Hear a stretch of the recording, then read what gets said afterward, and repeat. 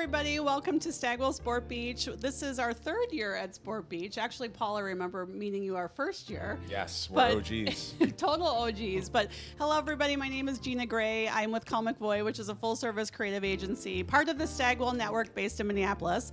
Paul, do you want to say hello? Yeah. Hey, everyone. I'm Paul Rabil, a retired professional lacrosse player and co-founder of the PLL and the WLL. I write, produce, do some directing, and I'm really here to help with the intersection of all, or discuss it, sports advertising and partnership.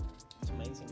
And I'm Luis Ramirez. I'm the Chief Creative Officer at WOW Studios, which is the in-house agency for Whirlpool Corp. So founding members of or partners of the PLL League. So really excited to be here with you guys. Also, one of my first can friends. Also. We met at the Gutter Bar. We met last year. Yeah. That's where everybody meets, so it's great. Yeah. Thank you for having me. Good to see you again. So a lot has happened, Paul, since you and I first met a number of years ago. One of the most exciting things, obviously, in lacrosse is the fact that it's coming back to the Olympics for the first time in 8 years. No, first time in 100 years. Sorry, 8 decades. 8 decades. That's decades. Okay. Yeah, 80 I mean, years. it's insane. We're so excited. 2028 in LA is going to have a lot to live up to, and you're setting quite the great foundation with Women's Lacrosse League. Do you want to talk a little bit about that? Yeah. So when we launched the PLL in 2018, our goal was to rebuild and reintroduce professional lacrosse, but our mission is to trailblaze the future of professional sports that's fan and player focused. Part of doing that is what I would say is opening third doors. So I'd mentioned how I'm an author and producer, and we have television shows and documentaries that are out with networks. Another third door is getting the sport into the Olympics and the benefit that that has for the 93 nations that are playing right now globally, as well as introducing the sport on the grand stage that about 3.5 billion people watch every 4 years in the Summer Olympics.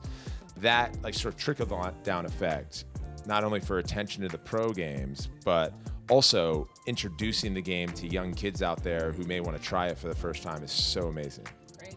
So I want to talk a little bit about this relationship between the PLL and Whirlpool.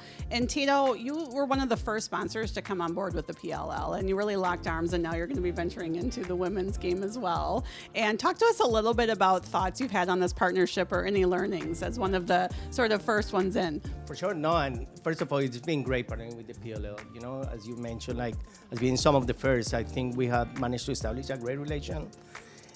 Full honesty, me coming from Latin America, I didn't know anything about lacrosse. So just throughout the partnership, it's been great just learning also as a fan of the sport more. I think what is great about the PLL that you don't have with FIFA or bigger sports is the collaboration. You actually get to sit down in the room with them, bring our ideas to the table, but also co-creating with them just to make it authentic and make it like a real thing that we can do in the game, right? I think with the Women's Lacrosse League, it's just going to be exponential for us. For us, it's really important not only to grow as a brand, but help the sport grow and grow with them and the partnership in itself. I think, Paul, you could probably build on that, and that's my next question. So, obviously creating this league, so you're going to have a lot more freedom to experiment with your sponsors, rather than some of the more established leagues, so very sort of firm guardrails. Talk to us a little bit about what's the difference when you're working with something like that's obviously new versus more established sports. Yeah, so first of all, we're all sitting at this table. We met through Cannes and Sport Beach, so it's a special place. Just have to give a shout out to the convergence of sports and properties and influencers and creators and athletes and advertisers. What makes our model unique is that we're wholly owned. So when I talk about rebuilding the future of professional sports, the wholly owned models are typically individual sports like UFC or PGA, tennis, of the likes. When you look at team sports leagues, they're generally trade associations. So you have the commissioner and the league front office, and then each of the individual teams. And then you have players associations, and you have athletes and their agencies.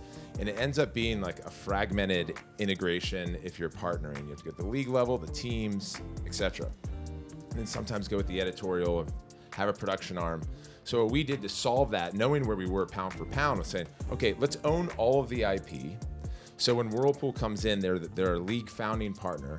They welcome our 8 teams into cities, which was tied to the welcome home messaging. So there's a creative component. they're interested in the region of the DMV in Maryland. So they became the entitlement partner of the Maryland Whipsnakes and the Maryland Charm, which is the PLL and WLL team. And then we thought about ways to integrate to improve the broadcast experience. So we do laundry breaks where we do a 2-box on screen and we run a Whirlpool ad that we co-created with Tito and his team.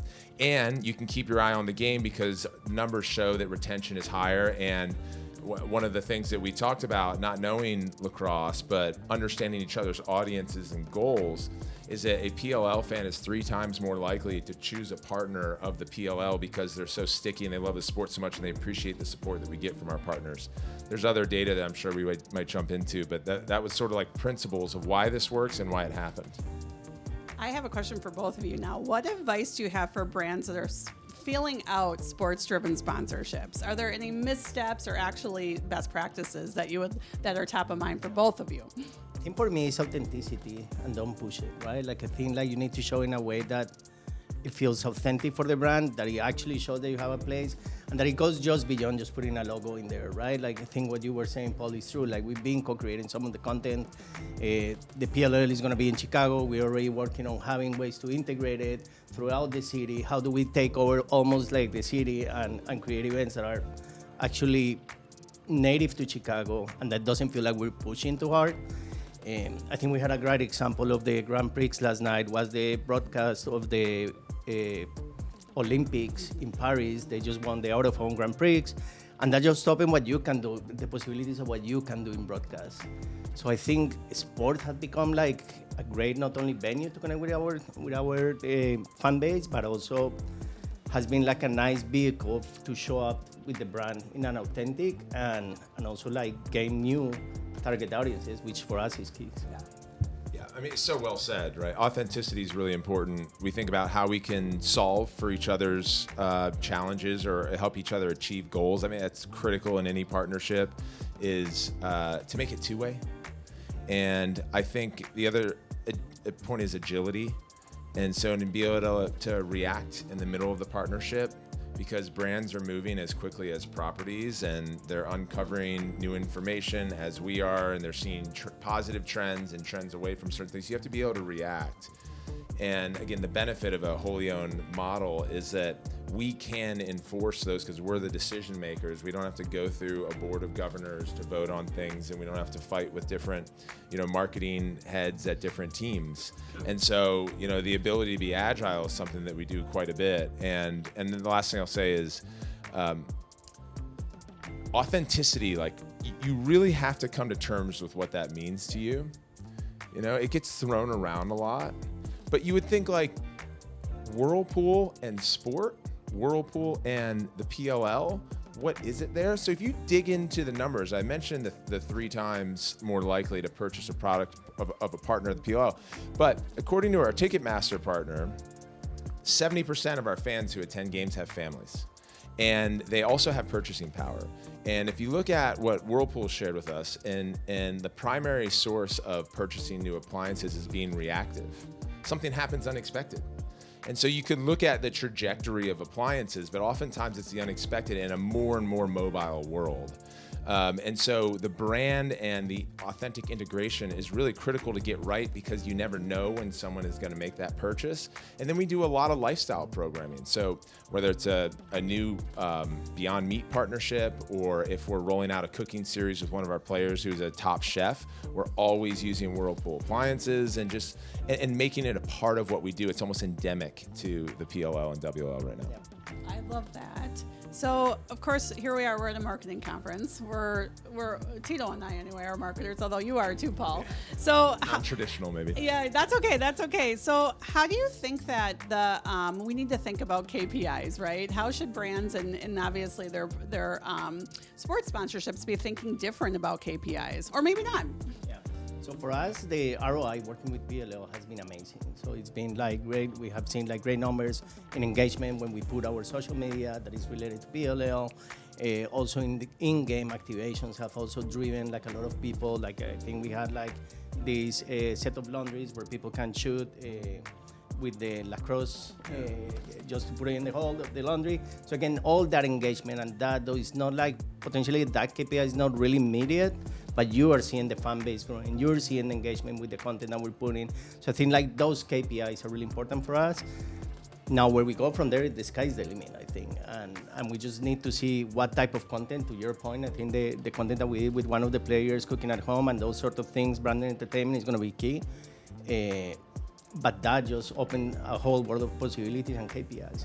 Yeah, and I would say KPIs vary on the category and the business and the stage of the business. And when Shannon came in, Shannon Blakely, and we sat down and talked about what was important to her, it was almost like rebranding and reintroducing one of the most established American sort of household brands in Whirlpool.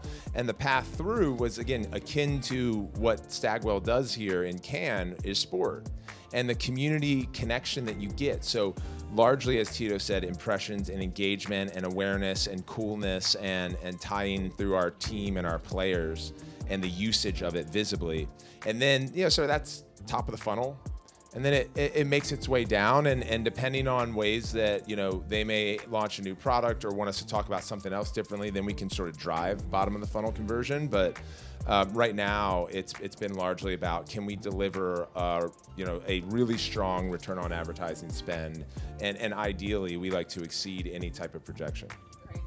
So you kind of touched on this a little bit, and this is a really great question. So if we think about even the college football playoffs most recently, there's a big delta, right, than just slapping your logo on something, and then what the difference in what Pop-Tarts did when they're actually giving, feeding these players. So talk to us a little bit about what you hope to see in sports sponsorships. Like, how can they evolve, rather to go from that sort of difference between, we see a lot of people just slapping logos on things. Yeah. You've both talked about what's special about this partnership, but what do you see for the future and recommendations for other brands? Maybe I'll start on this one, is sit with the creative directors and sit with creative people like Tito and be like, okay, because authenticity, it's a creative exercise too. Like, relationships, do the people understand the sport? Someone like Tito is being introduced to sport, just as important as Shannon, whose husband played and kids play. Right, and that's two different funnels that we look at as a league. Your lacrosse fans and new fans, and the stages that we present them with and take them through the funnel is totally different. So sitting through a creative exercise, and he mentioned throwing lacrosse balls into a Whirlpool dryer. That's something that we saw young kids doing growing up in their basement when they don't have a way to get reps. And it's an exercise that we would then take an idea, go to players, have a Q&A, sort of understand their relationship to the products, come back and say, this is something that we might think is interesting. He'd come and respond with his own ideas, and that's how you develop, I think, an authentic but also engaging, it's sort of like a surprise and delight, because you ultimately want to capture eyeballs, and that has to do with, first, with good content. Telling good stories, right? And then that is often tied to the authentic integration. So I think to your point, just putting a logo there is just gonna get lost. You see what's happening right now with the FIFA World Cup of clubs right now in LA or in the US. Nobody have seen any logo. I can't remember any sponsor beyond what the FIFA is. But I think what is really cool about the PLL is that we actually get to be front and center, and we're co-creating those experiences. And for me, that's what's really, really, really engaging. I think what we have planned for the city of Chicago is going to be super cool. We're going to be taking over the Chicago River, and it's just those sort of things. It's going to get people closer to the sport, but also closer to the brand. So that's the exciting part. Just branded entertainment, branded content, and again, to your point, how do we open the possibilities in broadcast and then drive to conversion? So takeaway, sit with the creative guy. Workshop 100%. With the creative guy. Yeah. All right, my last question, Paul. When are we going to get a team in Minnesota? Ooh, that is a great question. So the quarterfinals will be in Minnesota. We love Minnesota lacrosse. We love lacrosse in Minnesota. Yeah. Come on up. I know. Come on up. Well, it's on our short list, no question. There will be a PLL WLL team. That was not a plan. In Minnesota at some point. Yeah, I was just talking about this with Jess. So we'll be there for anyone who's watching or lives in Minnesota or the region. We'll be there for the quarterfinals, which is really exciting. Well, thank you. Thank you. Cheers to Cannes 2025. Cheers to Cannes 2025. Thanks so much.